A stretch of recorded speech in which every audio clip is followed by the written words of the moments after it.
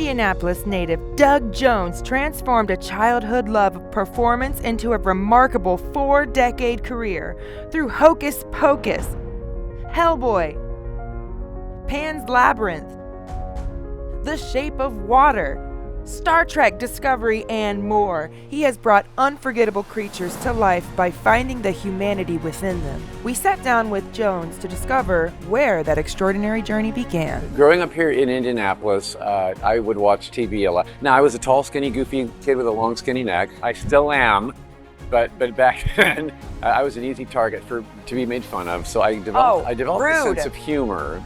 So that I could be the class clown that would get the laugh on my terms, right? So okay, and that kind of brought out a performer in me. There you go. So that translated to the stage very easily. It was a great transition to make, an easy one to make. So I started doing like high school plays and variety shows, and the first time you walk out on a stage at Bishop Chatard High School, and you get a reaction from an audience. It's either ha ha ha or aw or whatever or applause. It's like intoxicating, and you want more of that. Yes. So that's kind of what happened. Then going to Ball State University, I majored in radio and TV broadcasting. I had a minor in theater. And while I was there, I discovered the art of mime.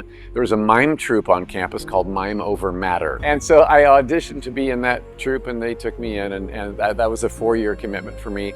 But I learned a lot about visual, physical performing during that time, right. You know, and so I could infuse that into my acting roles. You know, if you take on a role, you take them on from head to toe.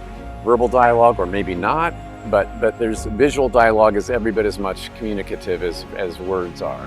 Yes. So I found myself gaining a lot from that art form. That training became the foundation of a singular screen career, one built from the inside out. It takes a village to make a movie, that's for sure. Right. And it takes a village to make a creature as well. Uh-huh. When I take on a creature character that's not quite human, I have to start as an actor first, and that means taking on the character's wants, needs, loves, desires, where I fit in the story, what my relationship with other characters are, all of that. I'll take all this information, I'll go to a dance studio with a mirror and start finding what's his home stance, what's his posture, how does he move, what's the script call for me to do, lunge, crawl up a wall, what? So I'll work all that out, like what feels right. When it comes to dialogue, I think dialogue does come in 2 forms. It comes in verbal and it comes in visual. Of course. The Shape of Water is another great example of a fish man who had 0 verbal dialogue. Right. He was an animal from the wild. He didn't talk. Exactly. And yet, there's a complete love story that builds. A complexity of this fish person. And falling in love with a mute cleaning lady, so neither one of us talked. Exactly, and they just... Right.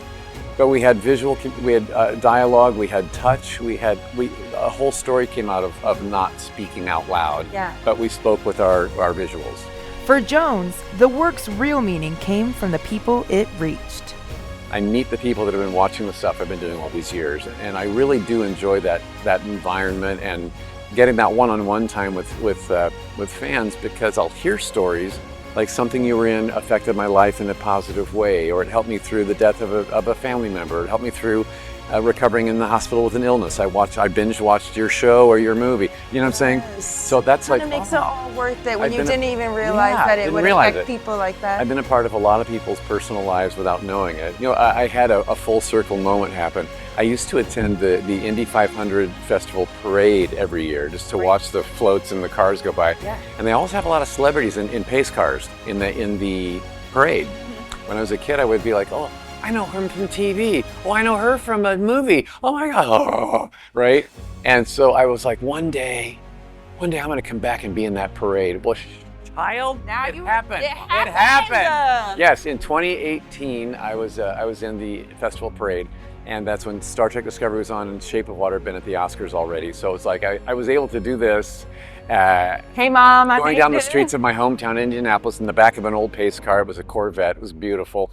Yeah, no, it was a dream come true for me. Doug Jones' story keeps circling back to Indiana. In northern Indiana, he stepped into one of cinema's oldest nightmares, Count Orlok, for a scene-for-scene reimagining of the original Nosferatu. So our version is more of an homage to the original silent film. We are scene for scene the same exact as the original silent Nosferatu movie, but ours is with sound and dialogue, and new actors but old sets, which means we're green screened into the old movie basically. Oh, so you feel like you're right there. It's really cool. It's a really cool experience. And it's in black. Ours is in black and white, and it's got a vintage feel to it. Yeah. Yeah. Technology is crazy. It's crazy what they can do. Thank you so much, Doug Jones, for joining us today. Your talent, creativity, and dedication to your craft is so inspiring.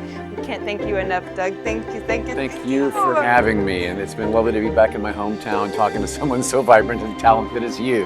And make sure you follow Doug Jones on all the social medias, but not TikTok. We don't do that here. I don't do it, but you kids can do the TikTok, yeah. Find him at actor Doug Jones. And thank you again, Doug. You have been so wonderful. We are blessed to have you. Loopers, we'll see you next time.